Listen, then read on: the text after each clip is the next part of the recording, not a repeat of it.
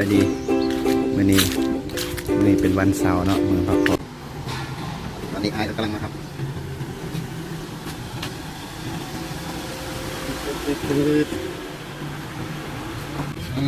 เสียงเกาลอแท้จักกลับไปเอาเนี่ยลงเข้าไปถ่ายคลิป ตอนนี้ครับกำลังฮอตมอซอแล้วเนาะกำลังสิเมือทางอน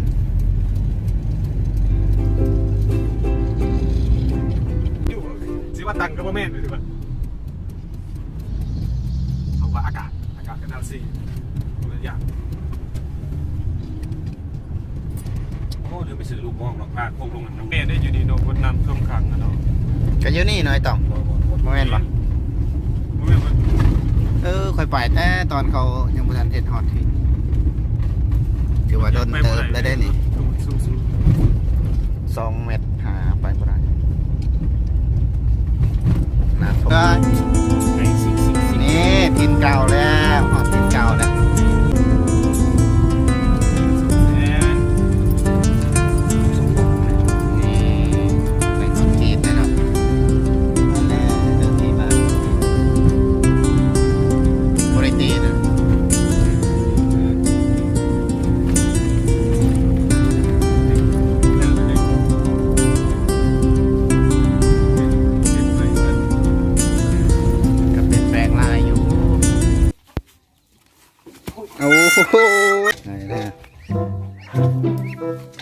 สีข้าวอย่างไรเ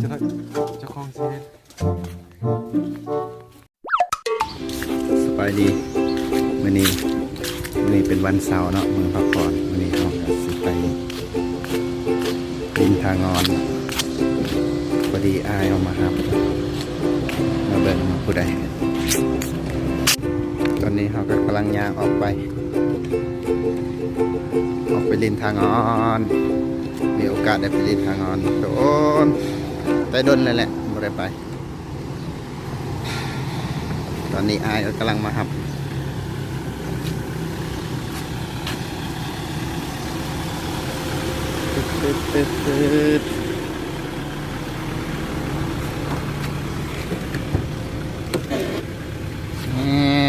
เสียงเกาลอแท้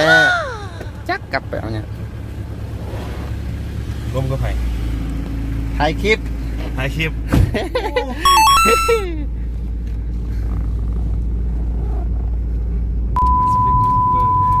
ตอนนี้ครับกำลังฮอตมอซอแล้วเนาะกำลังสิเมือทางอน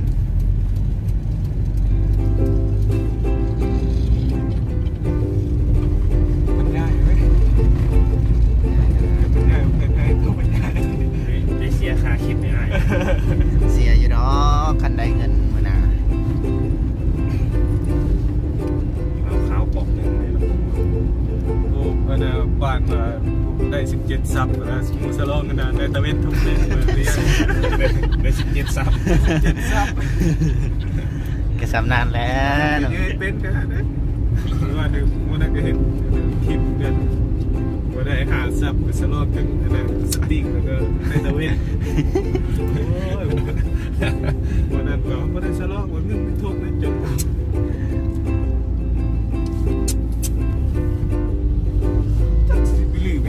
เบิ่งกันว่าดูงวนั้นว่าเขาอยู่นี่นะว่าอยู่สิว่าตังก็ว่าแม่นเลยสิว่าเอาว่าอากาศกันน่าสิคนละอย่าง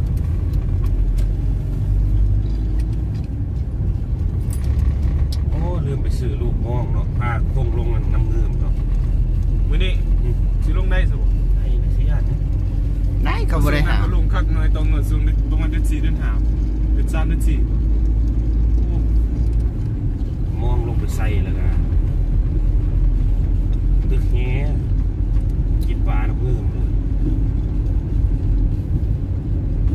ออกบ้านไฮบ่อยต้องออกไปเนี้ย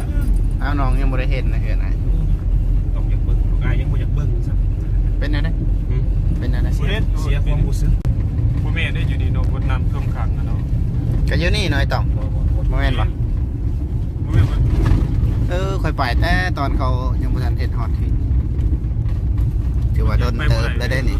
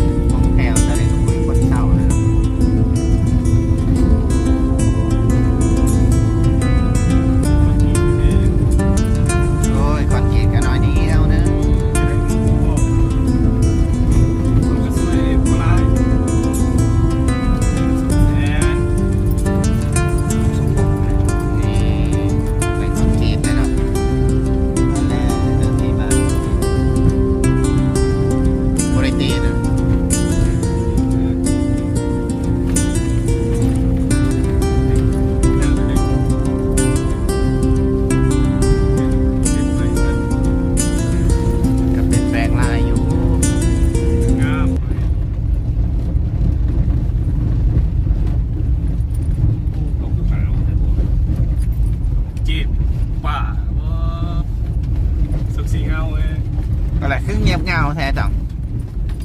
ป้า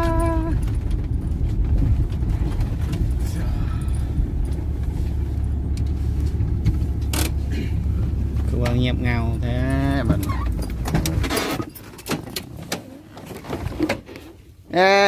เห็นยังนู้นนะ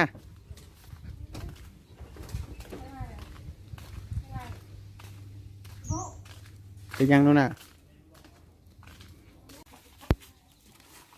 โอ้โหลักเป็ดแล้วพงลักเป็ดแหละ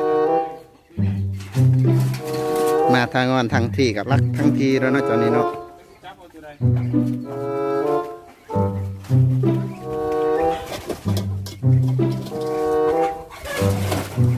ตัวสีขาวนี่ไง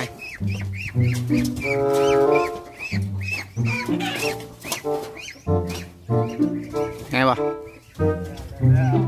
ไหนนะสีข้าวอย่างเจ้าของสิ